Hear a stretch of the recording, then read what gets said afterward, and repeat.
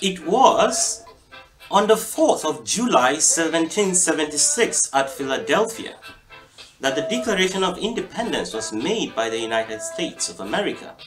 And you would recall that the first words of that declaration were, "We hold these truths to be self-evident, that all men are created equal." On the same podium, several years later, 27th of September, 2 days ago, Pope Francis stood on the same podium and declared that the idea of globalization in itself is not bad, but the kind of globalization that seeks to make everyone the same, that seeks a vision of uniformity of identity, is not the best form of globalization, is, in our view, the violent form of globalization. He went further to say that the form of globalization to be pursued is where everyone is respected in their individuality and in their communal identity. My name is Dr. Kajit John Paul, and today I am talking briefly about the Pluriversal World Order structure, which is advocated for by the movement for cognitive justice, and secondly, how to deal with oppressors, the cognitive justice vision of dealing with oppressors. First, the Pluriversal World Order. Cognitive justice as the idea that every identity, every communal identity, human identity should be accorded equal recognition and equal treatment in a global order, in a world order, is central to the idea of the Pluriversal World Order we promote in the movement for cognitive justice. Now, what is the vision of the Pluriversal World Order we advocate? Now, we call it a pentagonal order made of 5 different levels. The first is the nation. Next to that is the region or group of nations, identities with similar common traits who agree they could work together as a region or group of nations. Third is the state, which is the plurinational state, not the nation state, because we strongly advocate that the era of the nation state construct is no more. It's an intrinsically violent, suppressive, exclusionary construct. Next to the nation, to the plurinational state, is the Suprational Union in the image of the European Union. And lastly is the Pluriversal Global Assembly, which replaces the United Nations. Several criticisms have been leveled against the United Nations structure as unsustainable, intrinsically unjust, and needing radical reform, according to Kofi Annan and several others. To elaborate a bit about the need for a restructuring of the world, first, there is a philosophical question of whether justice can be attained in the present world order without fundamental restructuring, and we in cognitive justice are of the firm opinion that it would be impossible to attain a just, equal, peaceful, or a sustainable world order based on the foundations of international law and order, which was set in the last 3 centuries on very unjust paradigms of thinking, especially about identity. And therefore, this construct can only breed more and more violence. And to build norms aimed at redressing these injustices upon structures already built on those assumptions would be a fallacy, because they will not be sustainable. There will be no coherence. And to support our argument that the international order as we know it today is unsustainable, we can see the tensions and the conflicts all over the world and how identity features in these conflicts. Making reference, for example, to Russia and the West, the conflict in Ukraine. At the recent conference in Russia, President Vladimir Putin made a very interesting statement. In fact, it was captioned in the theme of the conference, which is "New Rules or No Rules." And you tend to see different experts interpreting how double standards are being applied on the basis of this international law construct. So, for us, we think there cannot be a just structure upon decayed, unjust philosophical foundations, conceptual foundations. I wouldn't go so much into that, but in advocating the new structure, elaborating a little bit about the 5 levels, the nation, the idea of identity, to be human, what does it mean to be human? In cognitive justice, we adopt a framework that redefines the paradigm for recognizing humanity, which is centrally, first of all, identity.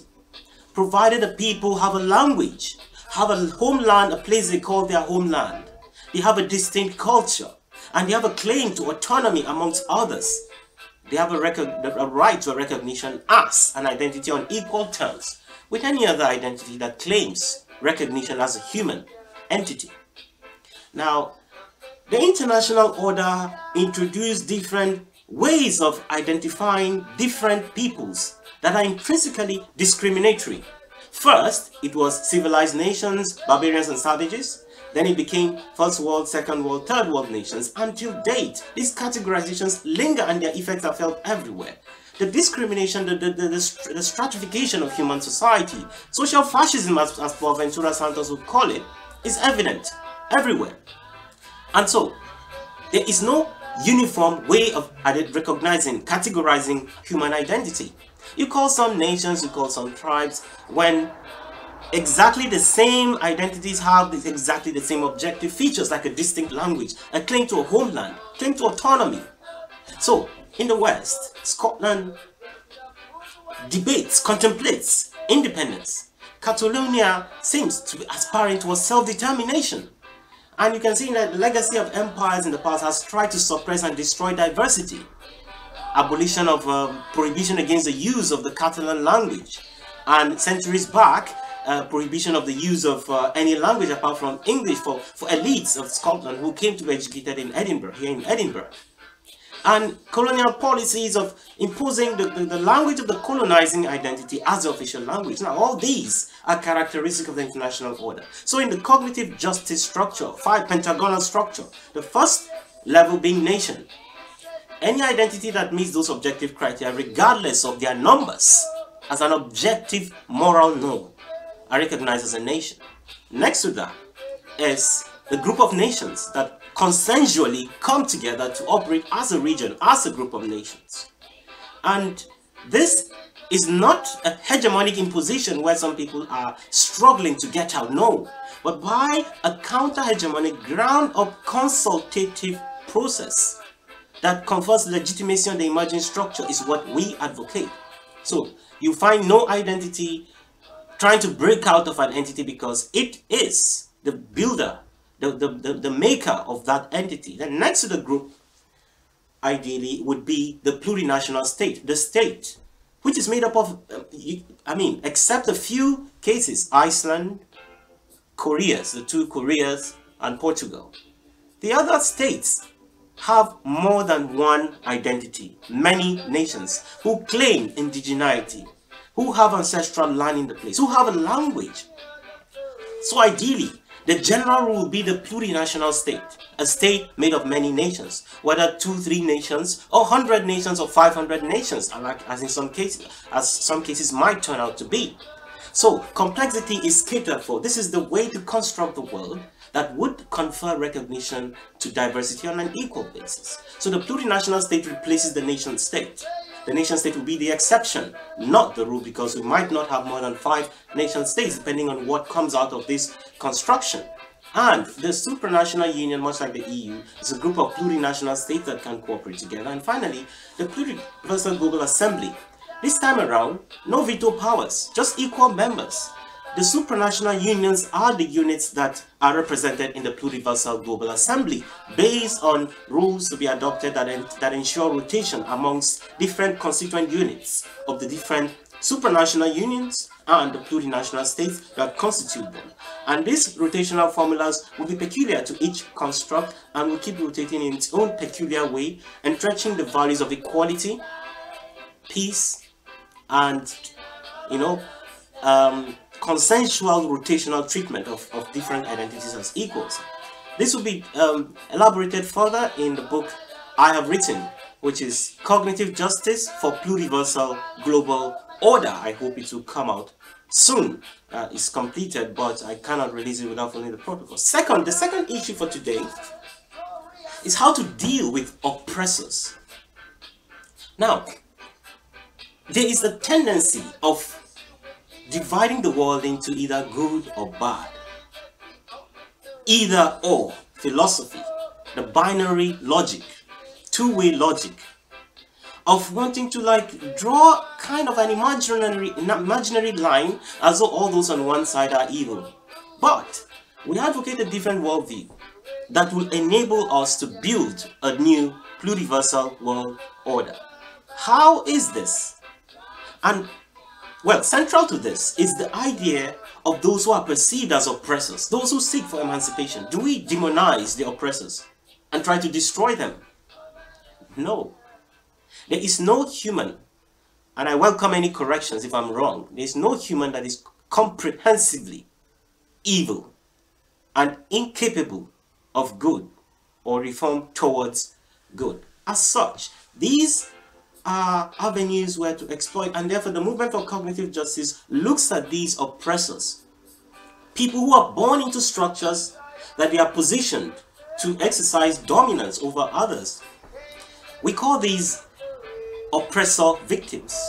Why are they victims? They are victims of the ways of thinking into which they are born, and they feel obliged to carry that mandate of dehumanizing others, whether they are conscious of it or not, whether they see it or not, whether they operate from behind a pen, the desk in some office somewhere, or they actually see the effects of their actions. They are still oppressors, and they are victims of a construct, of a way of thinking.